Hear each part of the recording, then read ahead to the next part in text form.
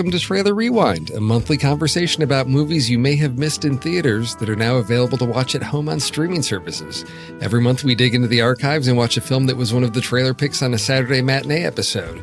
You can get access to the SatMat shows over at patreon.com/thenextreel. It's a great way to get an overview of everything we do here at The Next Reel. And those are now available a couple days later for everyone. They are available exclusively to our Patreon supporters for a few days, and then we are now making them available to everyone. So getting access into that back catalog of SatMat shows and all that fun stuff will be there. And that's super good now because with the Trailer Rewind stuff being as its kind of origin there, I'm really glad that everybody gets to hear it. Oh, and there's so many great moments in there. Just the lists. There's great conversations about the lists that are derived from the main show. Especially when our, Patreon supporters over here in Discord are voting and we get sort of hedged into a corner with interesting topics. Right. Causes us to dig into the deep cuts sometimes. So didn't they just do? Didn't you guys just do Flight of the Arrow, like Arrow Flight video or something? Yeah, it was based on the Robin Hood Prince of Thieves, which had that famous shot from the trailer of the camera sort of like on the arrow. Yeah. So yes, it was a list of like arrow POV shots, which ended up,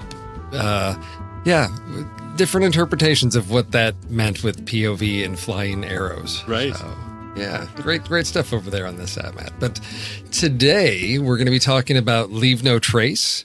This was Pete's pick from April 28th, 2018, and today is September 20th, 2019, and Leave No Trace is available on Amazon Prime and Canopy. It's not a drill. Yeah, right up here. He's got him. Stand up. You alone out here? My daughter's with me. Dad? Let's go. Can you tell me where you live? In the park? There's 435 questions. Respond true or false to each question. Who taught you how to read? My dad teaches me. You're actually quite a bit ahead of where you need to be. I wake up rested and peaceful most mornings. True. My day-to-day life is full of things that keep me interested. True. I have nightmares or troubling dreams. Is your dad in the service? He was. Do you feel safe living with your dad? We didn't need to be rescued. Your dad needs to provide you shelter and a place to live. He did. So Leave No Trace was released into theaters on June 29th, 2018. Had a really limited release that weekend, only 9 screens. So I'm assuming handful in New York, a handful in LA, and maybe up in Portland because that's where it's set. This movie is all Portland all the time. It's awesome. There we go. But 2 weeks later, it expanded to over 300 screens, and it stayed in theaters all the way until October 4th. Oh, so that's kind of good. 3 months, which is not bad for a film that wasn't on that many screens. Right. It hit streaming services on September 25th and Blu-ray on October 2nd. And it is one of the few films with a 100% fresh rating on Rotten Tomatoes. Really? That's good. Yes, 100% on Rotten Tomatoes. That's really interesting. That's a red letter thing. That's something special about this yes, movie. Exactly. So we'll see if our opinions match with the Rotten Tomatoes crew. Yeah. So when Pete picked this trailer, he said he picked it because Ben Foster and Thomasin McKenzie looked like this fantastic on-screen pair. He was looking forward to it not only because of it setting in his backyard. Yeah. Well, not literally his backyard, but the Portland area there. It kind of is. And I was going to say that must be the number one reason you picked it, because it's so Portlandy. Well, plus it has this father-daughter story. True. And, he having a daughter that, enjoys time in the wilderness. A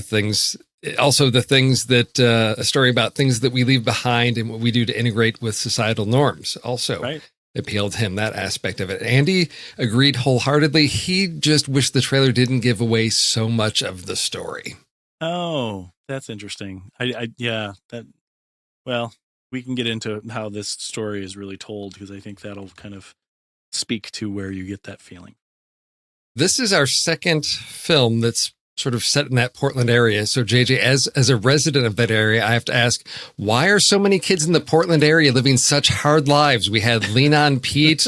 We've got Leave No Trace. What are you guys doing to the kids up there? Well, I don't know that it's just about kids, but I will say that the homeless here, there is a lot of people who I like in this movie, they used the word unhoused, which I think is really interesting as opposed to homeless, because there's a stigma associated with that word now.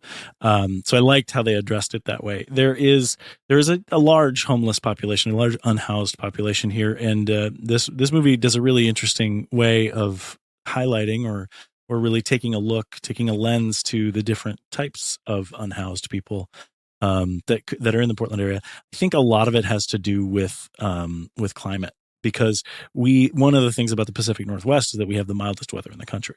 In the summers, it's relatively mild. It doesn't get too hot. And in the winters, we just deal with rain, which you see to some degree in this movie as well. So I don't know that it specifically has to do with kids, but in both cases, we were dealing with, I think, well, we could say poverty, right? That we're dealing with some measure of poverty and again, that kind of idea of being unhoused. And I think that is a particular concern here in the Pacific Northwest. And I think it's something that relates to other places in the country as well.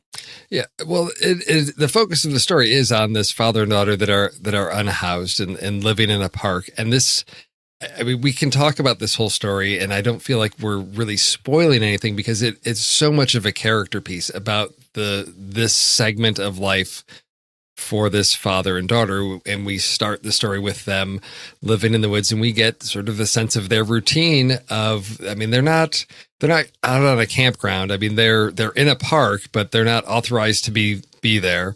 And they have made a really solid life for themselves. They've got a stove, they've got, food, they have, ways to entertain themselves. They've got daily chores, gardening, all of these things. We even get a little bit of the background of, well, how is this a sustainable lifestyle? You can't just live off the land. We see they've got tarps, all these things. How are they acquiring these things? So we do see their excursion into town. Dad picks up looks like some medication that he's got. Clearly we get some clues that he was in the military, some type of disability. He's on medication for PTSD or something, which he then trades for money, which they can then use buy food, groceries, all of those things. So we get that general sense of yes, because they don't work apparently, or he's chosen to live his life and feels able to function without them. So we've got this great sense of their life cycle of living out on their own. Have no idea how long they've been doing it. Have no idea of what conditions actually led them to make this choice. We don't have a sense of how long his daughter's been there. She's acclimated, but kids are very flexible and can adapt very quickly. So it could be 1 year, 2 years. We don't know. We don't have a reference to mom, but we don't know how long mom's been out of the picture. Right. But it's really the story of these two. And what upsets, of course, this balance in their life is a jogger who is jogging through the park and thinks he sees Tom out there as she's reading. Yeah. Tom is the daughter. And then all of a sudden we've got basically the police, sort of scouring the park with the rangers looking for them. And they are found and put into social services to sort of find out what's going on with them. Is this an abusive relationship? So we get, their transition through these pieces. They are placed into a housing situation where they should be able to slowly integrate themselves back into society. Yeah. And at this point, I definitely, if we talk about that part of the story, it is kind of important to talk about the geography of what we're dealing with here. Because people outside of Portland might not really understand what's going on in this story. And I think it is valuable to understanding the story. So where they are in the forest is in particular, it's in a place called Forest Park, which is It's 5,200 acres, and it is within the bounds of the city of Portland. So it's very odd. It's a very unique thing. The way it's described on its website, on the Forest Park Conservancy, is that it's one of the largest urban forests in the United States. So you get this sense in the movie, they do a great job of immersing us in the forest, right? We are living in the forest, and you might get the kind of feeling like, how can they be here and there at the same time? It's one of the unique things about Portland that they have this there, especially when you talk about the jogger that found them. They also, as they make their way into town, you talk about that a little bit, they cross over the St. John's Bridge, this sort of beautiful bridge on one edge of Forest Park. It's used in a lot of different things because it's very beautiful. Portland is known for its bridges and what's not, but all of this stuff is accessible to them in this forest. Now, the reason why I wanted to chime in at this point and talk about the geography of the situation is because when they are found and when they are moved into this sort of work housing situation, they address the distance that they begin to cover as they are donated this situation, but they move into what appears to be Washington. So they go across the river, across the Columbia River, and then are into a place which is probably somewhere north of Vancouver, Washington, and basically takes them away from everything that made their life easy to live in the forest in Portland. So it's this weird sort of dichotomy. It's this weird mix of, even though they were living on the land in the forest, everything was accessible to them. And now they move into this social work housing situation that's actually more distanced from everything. And it's a very disorienting situation for Ben Foster, for our lead, for Dad. And it opens up a whole new realm of things for Tom as she goes there. So it was a really, knowing the geography in Portland, you kind of get a sense of that if you don't know it here, but it's a terribly isolating move, at the same time forcing them into a social situation that he's going to have anxiety with. So again, just part of the story there, I think, is really interesting when you think about what's actually happening in the geography of this area. Well, the way that everything is filmed early on in the forest, it's the lush greens, it's quiet, it's peaceful. And then when they make their excursion, they're walking across the bridge, it is just the overwhelming noise of the city yeah. of traffic and all of that. So we've got that, the dichotomy of their peaceful life and the city. And we get a sense of why they would choose that. I mean, yeah. We're getting into sort of their mindset. So then, yes, when they're placed in the home, it's done in a way that is to try to get them into a place that's more comfortable or familiar. And the idea is, well, it's basically a Christmas tree farm. It's a place where so you're near trees. It's a more rural location. It's far away from the city. But again, that sort of shows the short-sightedness or lack of understanding of their lifestyle yep. choice. We're here. They still have access to all the things they need in the city. Now they're being removed and put into a very dependent situation where, caged, really. Yes, exactly. But as they say, we still have we can think our own thoughts. Right. And it may be interesting to note too that Christmas trees are the #1 export of Oregon to the world. I don't know if that matters, but yeah, that was one thing that I thought was interesting. It's very based on reality. This whole movie is based on a real situation. And you mentioned the lush forest. I want to say right away, we usually wait to talk about camera till the end. The camera in this movie, in particular, the color temperature that's being used yes. in the forest and everything that's used to explain their lifestyle is just gorgeous.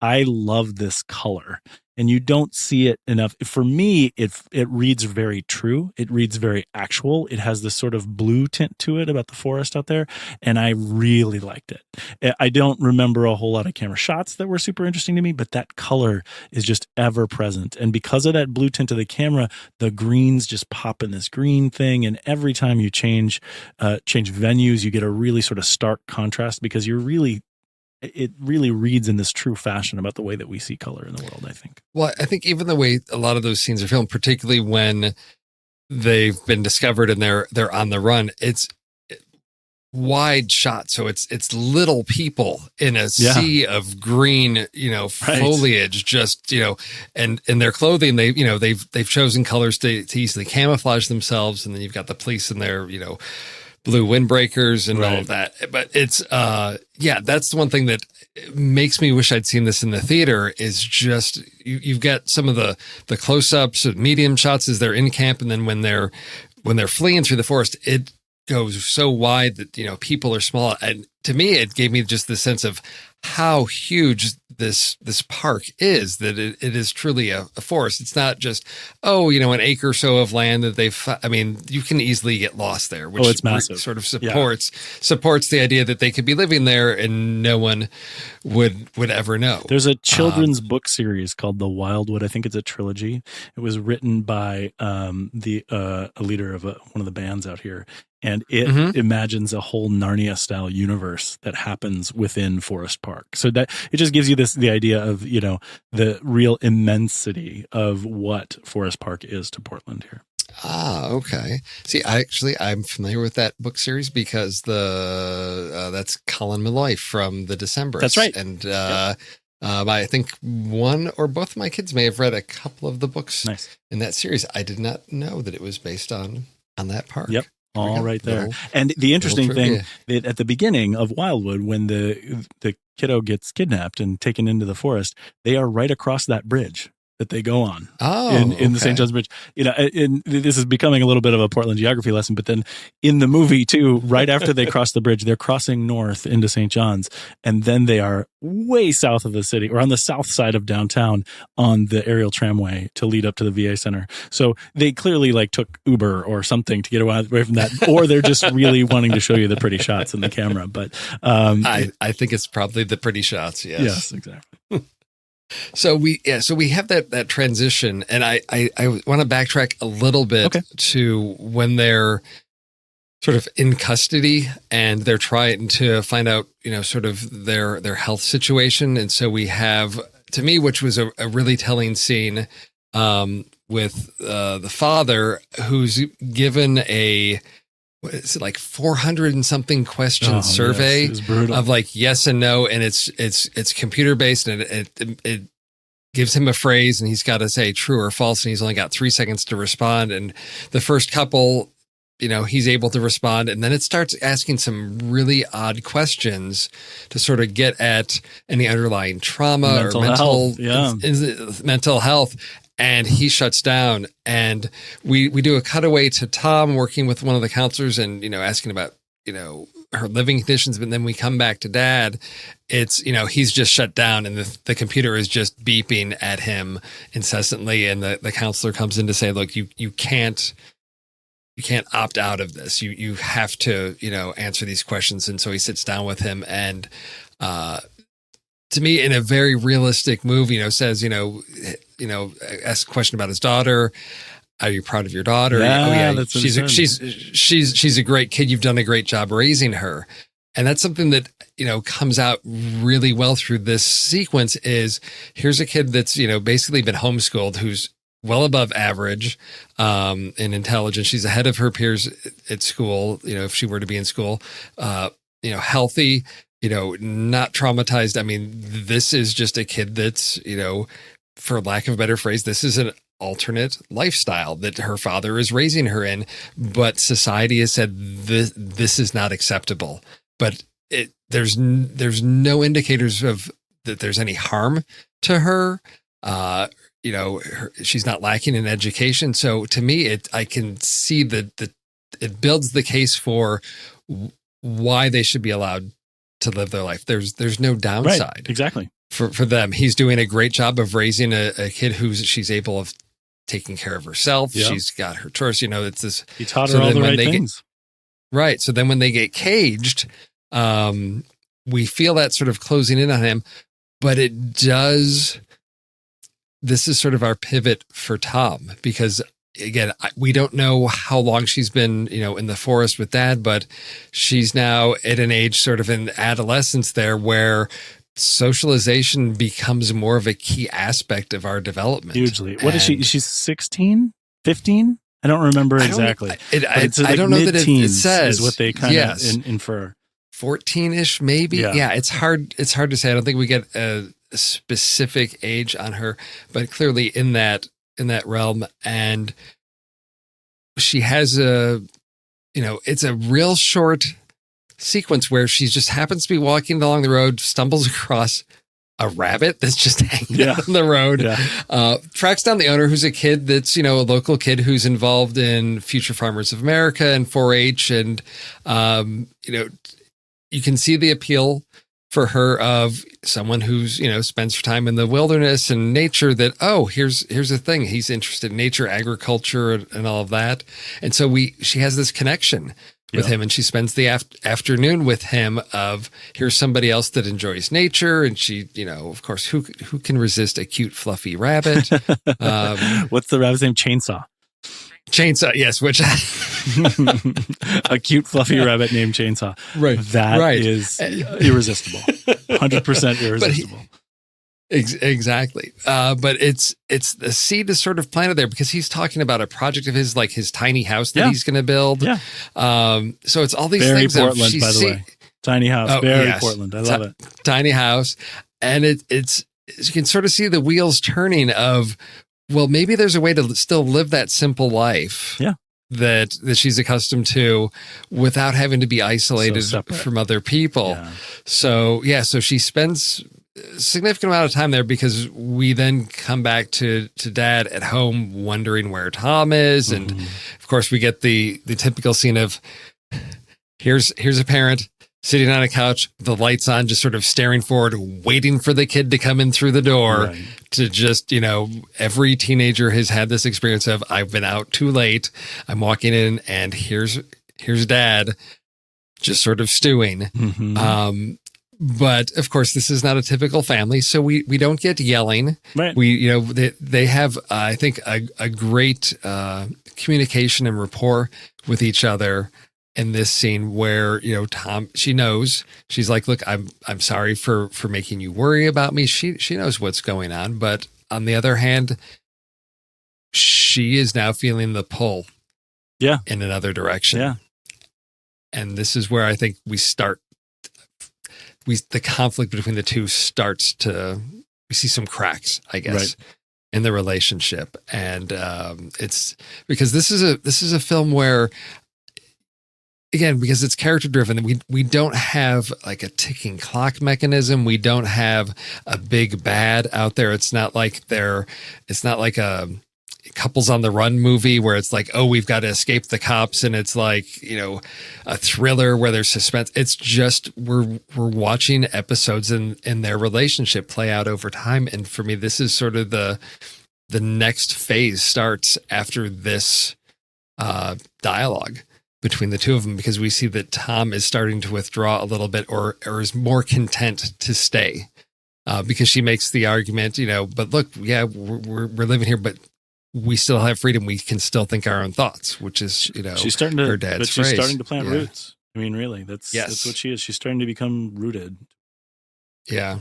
Which of course then causes Dad to decide it's time to hit the road again. Because he can't handle it. He can't handle it. Well, it's, I think working on the tree farm may not be the most, exciting thing. And there is one scene, a real brief shot of him sort of like hunched down between the trees, perhaps resting. But then we do get a lot of the helicopters, bringing the trees that have been cut down to the truck. And it's one of those things where it's perhaps suggesting the helicopters, it's triggering some memories, some flashbacks. We aren't explicitly told any of those things, but I think it's sort of implied or suggested that that's contributing to a little bit of his anxiety, in addition to, living that, caged life in the house. But it's just sort of, you see the build coming with him, and to the point where it's like, hey, we're out of here. Right. We're done. The counselors had been pushing him to get her enrolled in school, to work through this whole legal process. And he said, look, they've got all these things they want us to do. We're going to live our own life. And so hit the road again, which I think is probably the worst choice he made. Yeah, well, of many bad choices, because I don't know. There's debatable ones that he keeps going into, but yeah. But we don't have a clear destination. They hitch a ride with a trucker. They end up in the woods and they're hiking. And Tom says, well, I thought you said there were going to be cabins. And he's like, well, I thought there would be. So he doesn't have a clear destination, a plan. He's hoping to luck into something or just hopeful that they're going to figure out a way to survive. And it starts to take its toll on Tom. We've got leaky boots, really rainy, cold weather. We know now they're in Washington for sure because the truck driver says, "Oh, we've now passed into Washington." Yep. They're at a higher altitude. It's cold. Tom's fingers are going numb. You know, it's not a safe or healthy situation. We've moved from trusting Dad to do the right thing for his daughter to now, for me, questioning whether what he's doing is driven by doing what's best for he and Tom, or if it's now his anxiety, stress, whatever that's now driving him more than concern and safety of his daughter. One of the things that's really beautiful about this story for this character is that when he was settled in his original position, he was fine.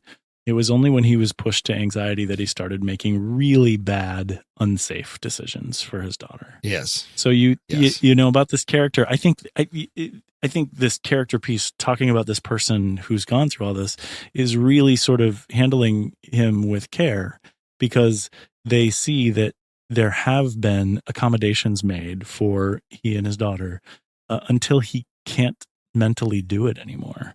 And that's why when you say that this is probably the initial very bad decision, but then he continues to make worse decisions because, again, he's starting to feel desperate. He's starting to feel anxious for his situation.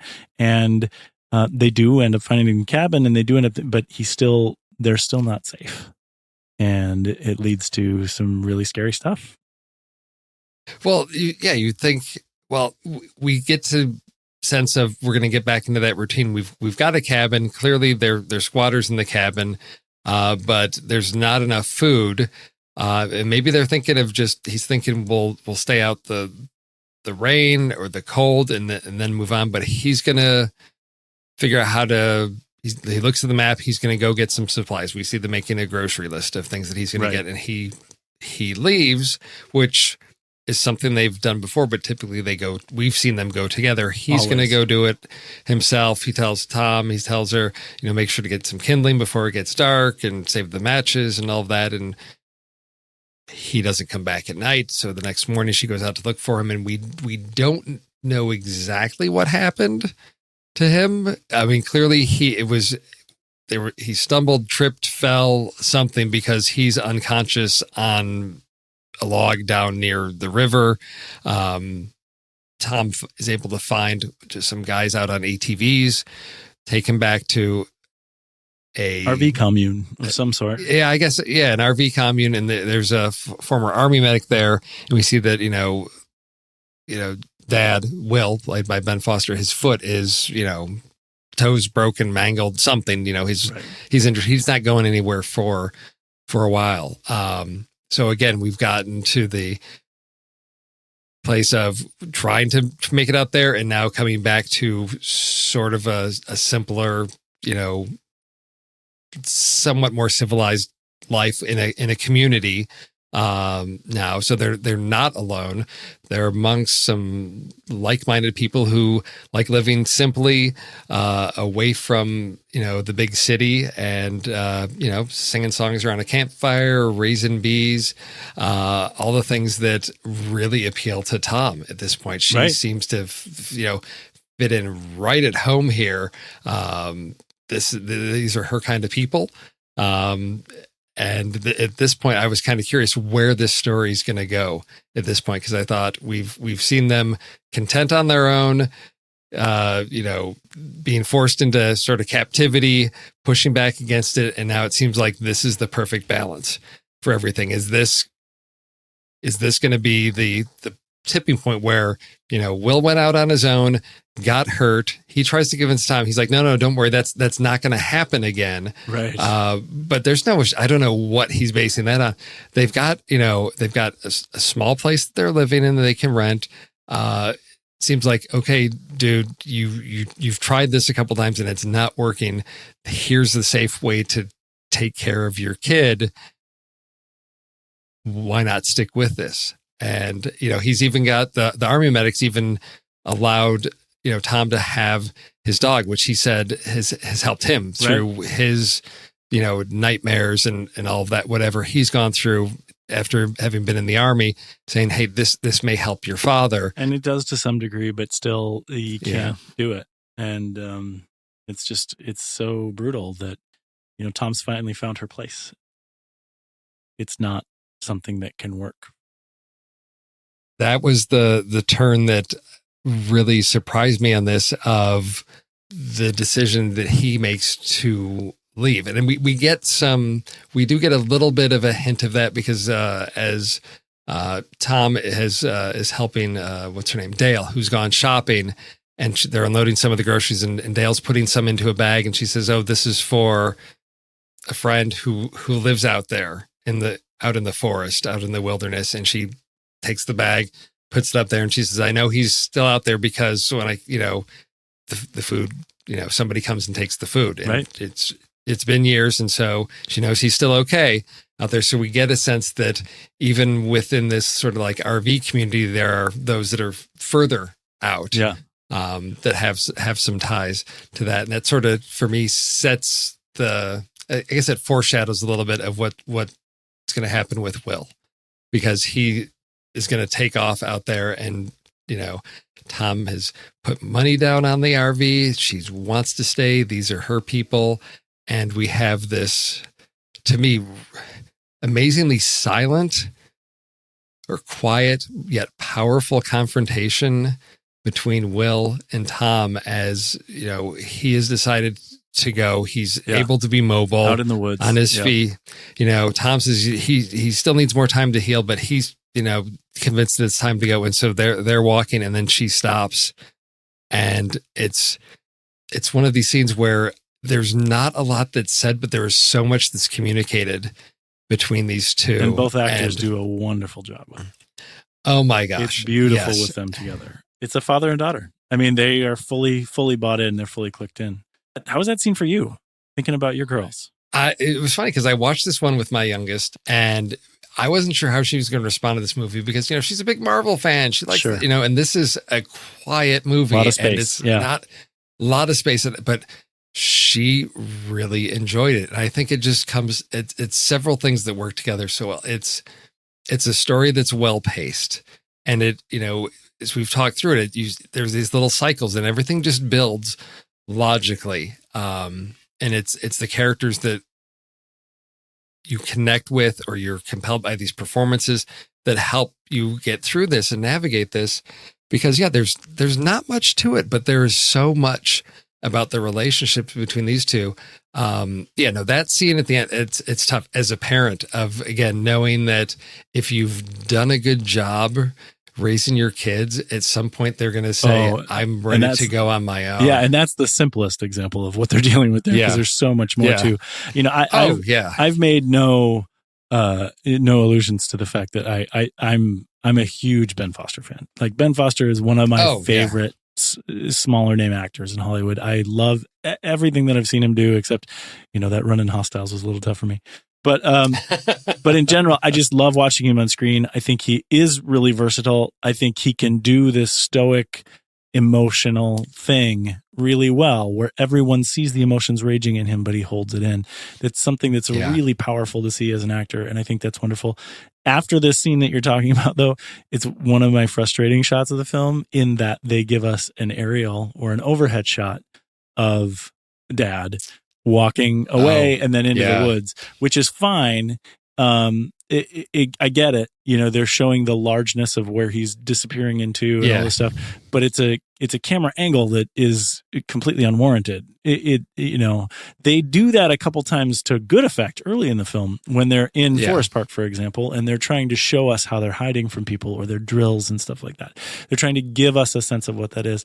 I understand why they did it here, but for that character's departure, it seemed misplaced to me, because that camera was clearly on a jib, or, clearly hoisted in some fashion, to go up there. And it's like, it didn't connect to the scene in the way that I wanted it to. I think it's probably a risk, and it wasn't the right thing for me. In terms of the whole story, the film, it's a great film. I think it's interesting you mentioned that Rotten Tomatoes gives it 100. from the critics. It's not from the audience, Yeah. but it's from the critics. I think, the performances are spectacular. They're all very personal performances. But in terms of story, this is not really a story-driven film. There aren't really specific crises, and there isn't really a pace to the movie that goes up and down. You aren't going to necessarily feel like you have a climax and a turn or anything like that. So that in general makes it, I think, for a lot of people, this movie would be kind of boring. You have to be bought in to the dynamic. The reason why I asked you the question about the father-daughter thing, you have to be bought into that dynamic, or you have to have a care about, the geography or the unhoused situation or something like that to really buy into what's going on with these characters, or you have to just appreciate what's being delivered to you here by the actors. Otherwise, the film is pretty drab. It's watching a film to see this dramatic recreation of what these people went through.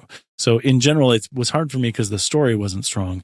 It was like a documentary. The story was a documentary shot like a beautiful film is kind of how I felt about it. It's interesting that you say that. I agree. I think the scenes up front establish the relationship, and I think the performances from Ben Foster and Thomas and Mackenzie, I think you care about those characters early on because it's that here's two people that are smart enough to sort of be self-sufficient, and it's the relationship is a mature relationship. It's almost like the idealized father-daughter. There's mutual respect and there's collaboration, and we don't we don't see the typical conflicts between parent and teenager here. So I think the strength of that is what will draw people in, and if that grabs you early on, then I think you're along for the ride, and it's got its hooks in you, and you're going to go through this roller coaster, emotional roller coaster at the end with them if you buy into that early on. If you don't, this probably isn't the film for you. If watching these two doesn't grab you and you're not compelled to find out what happens to them, you're probably going to be interested in something else. The fact that you say it's sort of a documentary, this is actually based on a novel called My Abandonment by Peter Rock, which the novel was inspired by true events involving a father and daughter found living in Forest Park. Yep.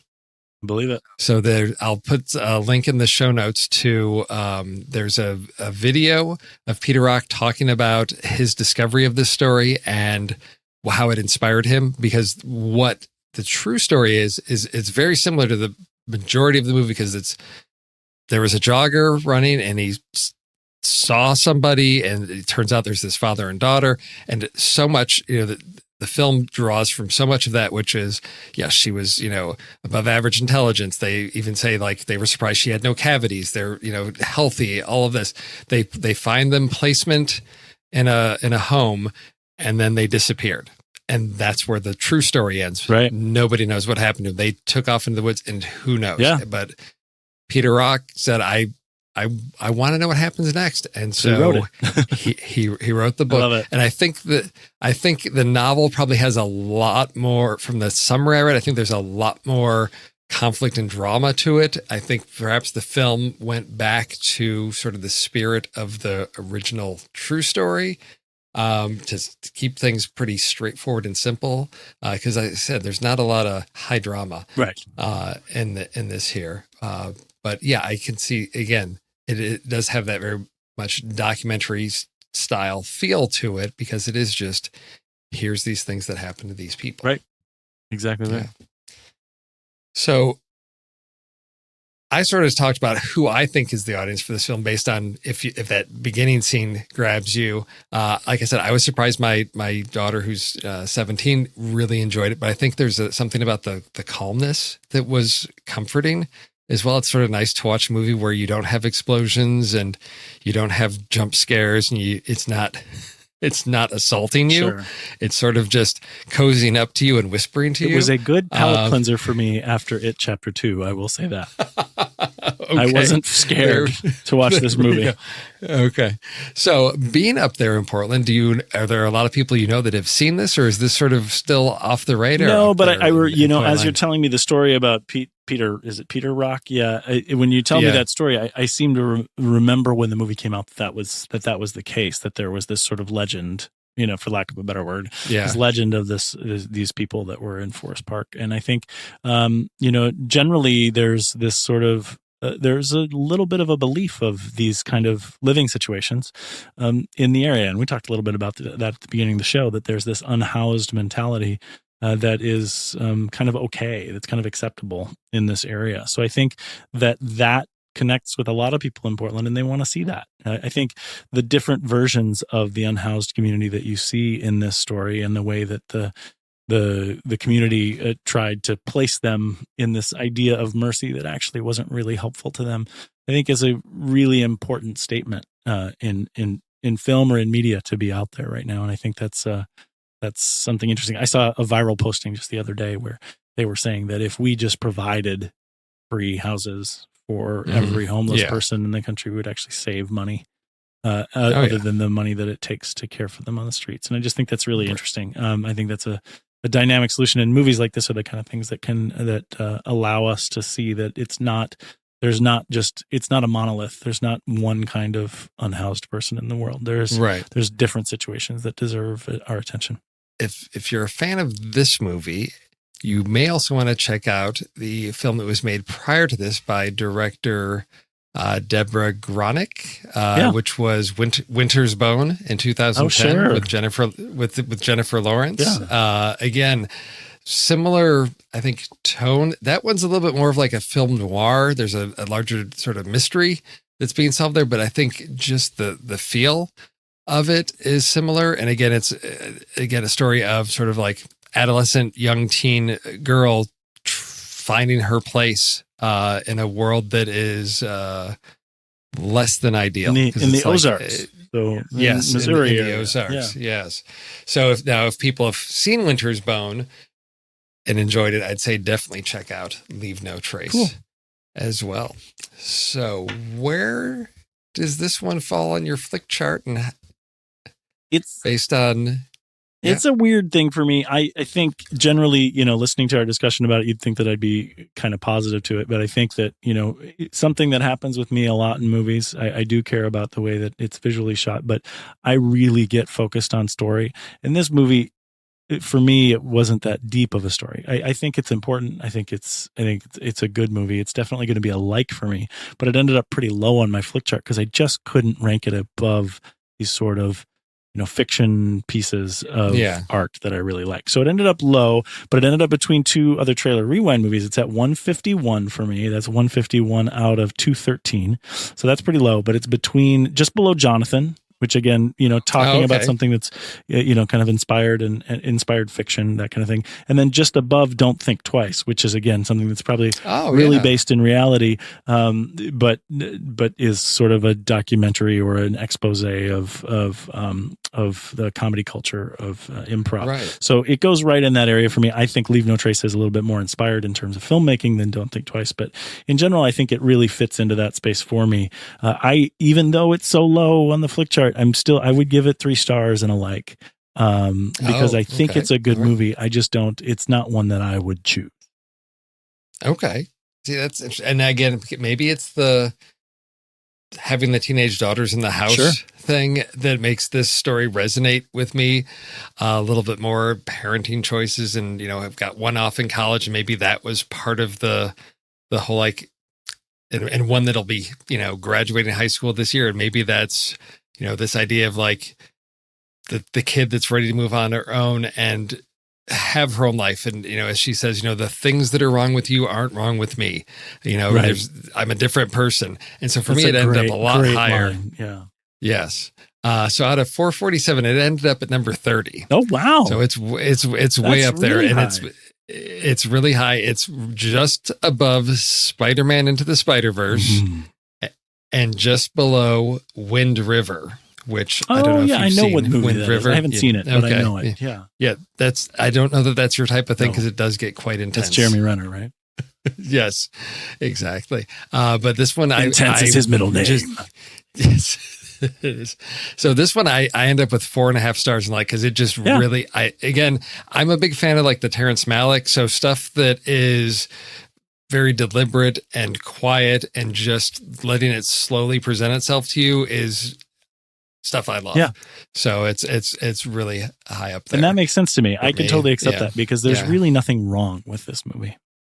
No, this is one of these movies where it's inoffensive to any. It offends no one. Exactly. I don't know. I mean, clearly, if you just want more action, you want entertainment, you want something a little more upfront. Yes, this won't be for you. But these films. This is one of these films where I think there's no reason why a whole family couldn't sit down and just watch this. And it's PG. How often do you get a PG movie? Wow. Yeah. Well, you think about it. What do we have? We've got Tom gets like a cut on her hand. Yeah. You know, we've got Dad's foot is a little Mangled. bloody. Yeah. There's no swearing because neither of these people, Will and Tom, they don't. Yeah. That's just they're even keeled people. Exactly. They don't. And so it's something that I appreciate movies like this that a family can watch and enjoy and maybe talk about, whether it's a family drama. Such as, that's interesting. As of being unhoused, there's the social piece to that. There's the dynamic of family, of, kids growing up and being ready to be independent and life skills. And there's so many things that I understand why it's 100%, fresh, because these films don't come out that often or of this quality, where you've got the writing and just, I think, great performances. I had to find out what Thomasin McKenzie has been doing because I thought, what has she got going on next? We'll be able to see her later this year in Taika Waititi's Jojo Rabbit. Yes, which I'm super excited about. That's in October as well. Yes, exactly. It's a satirical take on some World War II stuff. I love Waititi, so I'm excited for that movie. So yeah, I'm looking forward to seeing her in that. So that's because it's one of these. Sometimes you'll get these teen actors that come out of nowhere, and sometimes they find a path, and sometimes they maybe do a movie or two and decide that's not for them. But this is one where I thought, to carry the film with Ben Foster and just, again, this is just, it reminds, this one reminds me a lot of Hunt for the Wilder People. Right. Again, of another film that's just great family, well-written, great performances. One that, I'll love watching every couple of years because it's just such a solid film. Yeah. Yeah. Well, for our listeners out there, if you haven't already, please head over to iTunes and give us a rating and review. It helps other film fans discover us. And if you choose to support us on Patreon, you're joining a great community of film fans, including some that are really into film as art and some that just enjoy entertaining movies. And we'd love to have you as part of that community. Trailer Rewind would not be possible without the efforts of the talented Pete Wright, who edits our episodes. It would be a hot mess without you. Thank you, Mr. Wright. JJ. Yes. I know what we're going to be doing next month. Okay. I looked ahead, and based on something you said in the film board episode just the other day for It Chapter 2. So we're actually going back to the same Sat Matt episode, but this time it's going to be Andy's pick. Woman Walks Alone. Oh, no. Woman Walks Ahead. Walks Ahead. Sorry. Woman Walks Ahead with your favorite, Jessica Chastain. See, now all we need is a movie with Ben Foster and Jessica Chastain. Oh, I need to do some research. Yes. We got to get their agents on the phone. I will be super happy. This is what I've learned over the next real lifeline is that those two, I like everything they do. Yeah. So it's time. It's time to get them together. So it's out there on, I think it's on Canopy. It's on Amazon Prime. So if anybody wants to get ahead and watch that one before our next episode next month, we'll be talking about Woman Walks Ahead, which is about, what is this, set in the 1890s? And a woman goes out to paint a portrait of Sitting Bull, and we get involved in, I'm sure, the politics of what's going on with, the American government and the Lakota people out there and their rights to their land. So it's Hostiles meets Far and Away? Is that what you're saying? No, I'm just kidding. You're gonna, No, I'm excited to see it. you may be regretting that statement, because that may be exactly what you're going to get. Don't say that. We will see. Well, JJ, it's been great having this conversation with you after our film ended. I'm looking forward to our next one next month. See you next month. Hondo.